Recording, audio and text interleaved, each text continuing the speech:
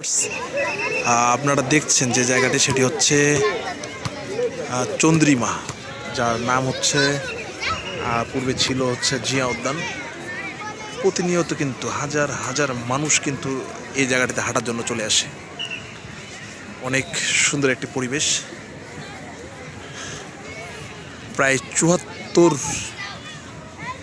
Acre এই জায়গাটি, খুবই তবে জায়গাটিতে কিছু ছেলে মেয়ে বা মানুষের মেলামেশার কারণে অনেক অনুপযোগী হয়ে গিয়েছে। কারণ নির্বিঘ্নে যে মানুষগুলো আসতে পারে, এখন ছেলে মেয়ে এখানে এসে বসে থাকে, অনেক খারাপ কাজ কিন্তু তারা করে থাকেন। আমি সকলের দৃষ্টি আকর্ষণ করছি যেন এই একটা জায়গা, আর যাই হোক, যেন